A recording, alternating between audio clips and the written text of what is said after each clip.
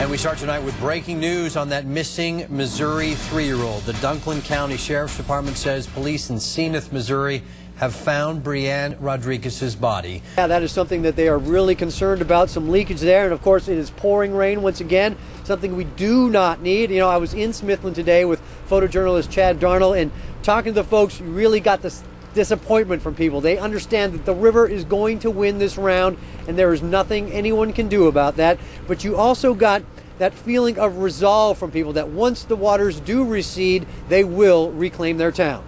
$1,290,000 of your tax dollars. That's how much it takes to keep the Paducah-McCracken County Convention Center open each year. It's a cost local politicians are getting tired of paying. All right, so sounds great, except I'm always suspicious when a politician says, hey, we can save $1 billion. If the state is saving $1 billion, who is losing $1 billion?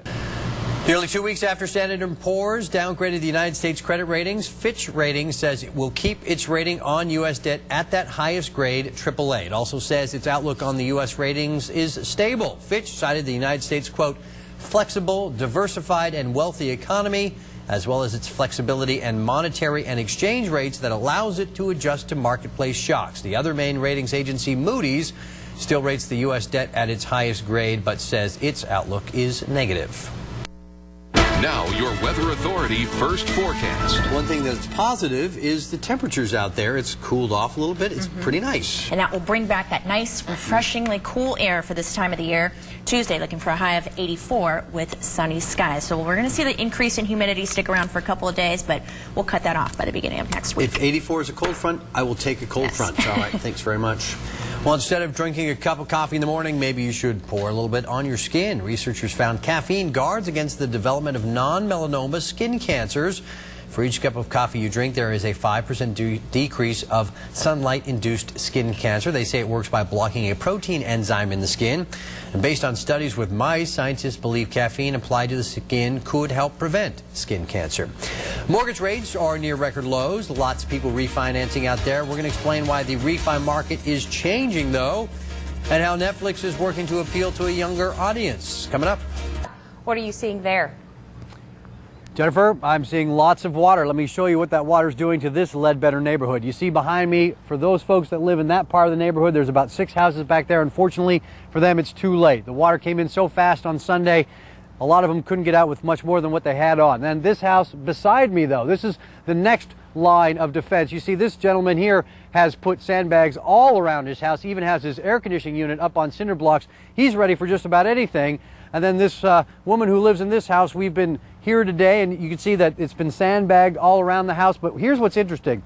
She had it surveyed, and she found that this is the 54-foot line. This is what the National Weather Service was talking about when the river would crest its 54 feet. If it hit that, it would put the water into her back door, and she'd have a lot of loss here. However, since they're now talking about 52 feet, puts the water right here. So you can see how important that 52 feet is. It's led to some very sleepless nights. How fast?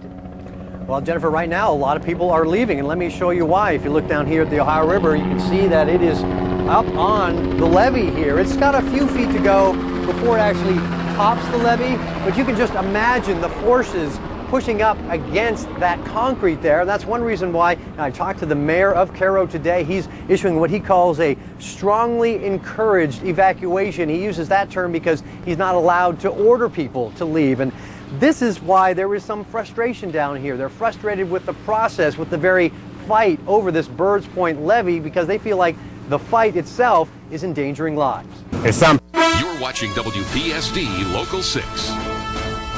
Turns out Americans are going shorter rather than longer when refinancing their homes. Freddie Mac reports that nearly 40% of U.S. homeowners refinancing in the second quarter chose shorter loans, most choosing either 15 or 20-year mortgages over the 30-year. And 55% of refinancing homeowners during that same time who had adjustable rate mortgages chose to go with the fixed rate contracts.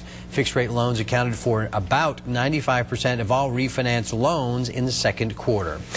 Well, it's too late for some, but in time for others. Amazon just released its iPhone app for students. Amazon Student allows for barcode scanning so students can comparison shop for textbooks. At the end of the semester, students can then scan the books again to trade in used textbooks in return for an Amazon gift card. Netflix is testing a Just for Kids section that will make it easier for even very young kids to pick their favorite shows. There will be little to no reading required, and as you can see, once your child clicks on the Just for Kids tab, he or she can pick the animated character which will lead them to their favorite program. Oh no. Just to make it easier for your kids to watch cartoons because it's already so tough. That's right. All right, let's talk sports and gridiron glory. We're almost here. 2 days away. Yeah, it's coming up on Friday.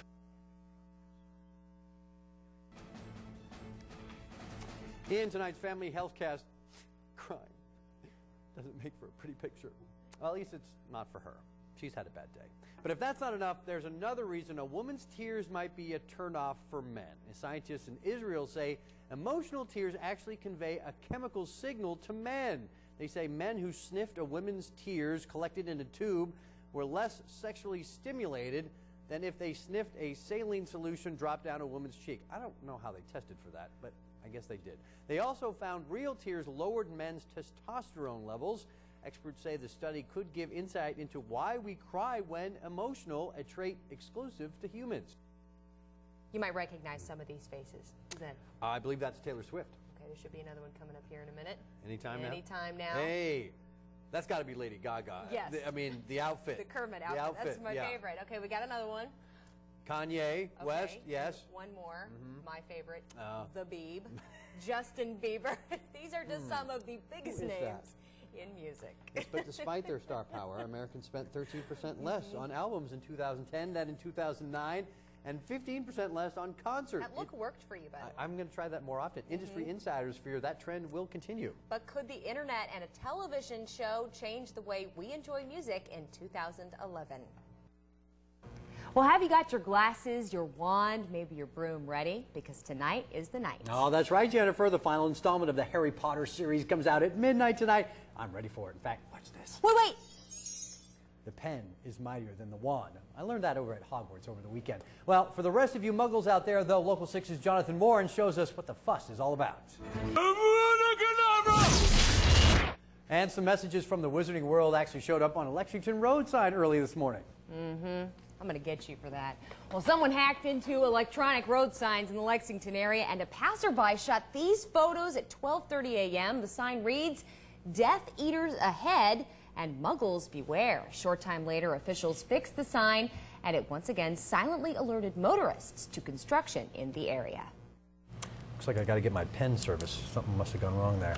All right, you want to make sure you have a legitimate winning lottery ticket? There's an app for that, too. It's safe. Local 6's Scott McGee is live at Kentucky Oaks Mall right now. And Scott, what's the turnout looking like this afternoon? Hey, Mike, very good turnout so far. And, you know, I'm sure it doesn't hurt that last night it was stormy here. A lot of alarms were going off. And I think what I'm finding is a lot of people bought weather radios over the past week, waiting for something like this to happen. And then last night they turned them on. Unfortunately, though, with your weather radios, once you take them out of the box, they go off for any alert for your entire area. What you want to do, come down here to the Kentucky Oaks Mall and let us program it to at least your home county so that when you get a warning, you know it's one you really need to be aware of. Scott, that picture behind you is maybe one I wouldn't have wanted my college folks to see. Right, a picture's supposed to be worth 1,000 words, right? This picture could be worth one word. No. Yeah. This is what we're talking about here. You wouldn't want someone who's going to decide for you if you're going to get into college seeing something like this. And it could happen, folks. In fact, 82% of college admissions officers check Facebook, and while 56% also use Twitter and YouTube. Sounds extreme, but one local man says it's his family's only option. They plan to stay there until they can rebuild or restore their flood-damaged home. Tonight's Flood 2011 coverage begins with Local 6's Jason Hicks. Jason, I understand the family you spoke with actually got some good news today. Scott, they certainly did. Result in a grant or a loan. All right, important information. Thanks very much, Jason. Now, we realize many of you don't have internet access right now, so we're going to give you that phone number to register for this individual assistance through FEMA. Well, a lot of places in the Local 6 region really still need help cleaning up after Flood 2011, and crews are starting to make some dents in that cleanup where they can. Government scientists evaluated samples of Mississippi River water taken from behind the Burrs Point levee, and they checked to see what sorts of contaminants flowed over the fields and into homes following that intentional break. Road dangers from the flood don't end just because the water has gone down. Kentucky Transportation spokesman Keith Todd warns everyone to keep that ruined drywall and warped flooring away from the side of the roads as you clean up. Now, it can create some serious safety hazards for drivers and block highway crews working on those repairs. Todd also reminds highway crews can't pick up storm or flood debris for you. You got to call your county officials to find other disposal options. Now, By our rain chances across the entire area. Talk about the severe weather risk coming up in just a few minutes. Turning to Neighborhood Crime Watch now, where we track crimes against homes and property in your neighborhood to keep your family safe. Police are looking for the man that robbed this place right here, Carroll Custom Jewelry in Paducah. Employees there told officers a man took several items of jewelry from the counter, ran outside. We do have a composite sketch of the suspect. There you go. If you have any information about this man on this robbery, call Paducah Police at 270-444-8553 or Crime Stoppers at 270-443-TELL.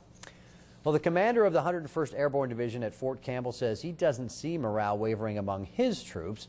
Major General John F. Campbell said that re-enlistment rates show the soldiers remain committed to the Army.